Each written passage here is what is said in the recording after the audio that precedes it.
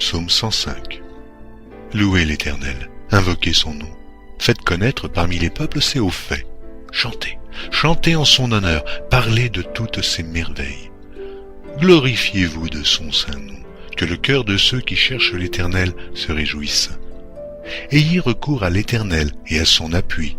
Cherchez continuellement sa face. Souvenez-vous des prodiges qu'il a faits, de ses miracles et des jugements de sa bouche.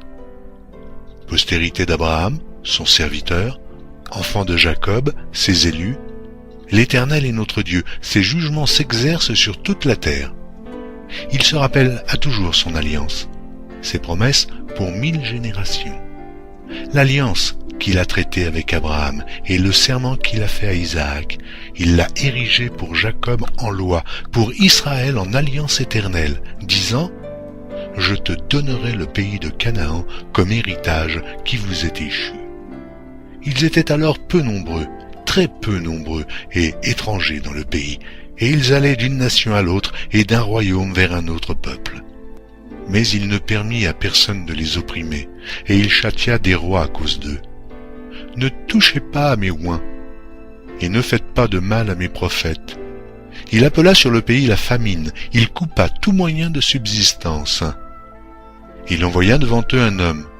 Joseph fut vendu comme esclave, on serra ses pieds dans des liens, on le mit au fer, jusqu'au temps où arriva ce qu'il avait annoncé, et où la parole de l'Éternel l'éprouva. Le roi fit ôter ses liens, le dominateur des peuples le délivra.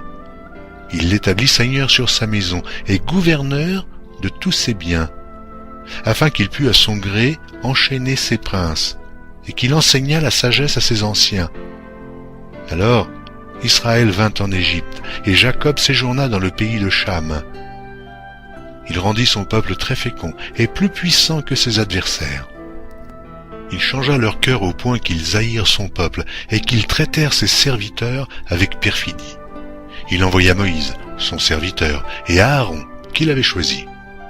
Ils accomplirent par son pouvoir des prodiges au milieu d'eux. Ils firent des miracles dans le pays de Cham. Il envoya des ténèbres et amena l'obscurité, et ils ne furent pas rebelles à sa parole. Il changea leur eau en sang et fit périr leurs poissons. Le pays fourmilla de grenouilles, jusque dans les chambres de leur roi. Il dit, et parurent les mouches venimeuses, les poux, sur tout le territoire. Il leur donna pour pluie de la grêle, des flammes de feu dans leur pays. Il frappa leurs vignes et leurs figuiers, et brisa les arbres de leur contrée. Il dit, et parurent les sauterelles, des sauterelles sans nombre, qui dévorèrent toute l'herbe du pays, qui dévorèrent les fruits de leurs champs. Il frappa tous les premiers-nés dans leur pays, toutes les prémices de leur force.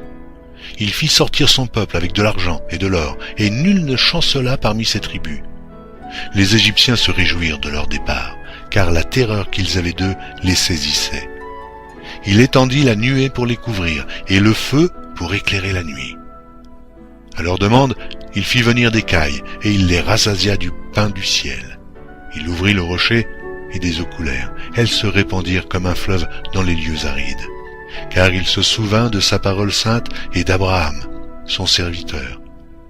Il fit sortir son peuple dans l'allégresse, ses élus au milieu des cris de joie. Il leur donna les terres des nations, et ils possédèrent le fruit du travail des peuples, afin qu'ils gardassent ses ordonnances et qu'ils observassent ses lois. Louez l'Éternel.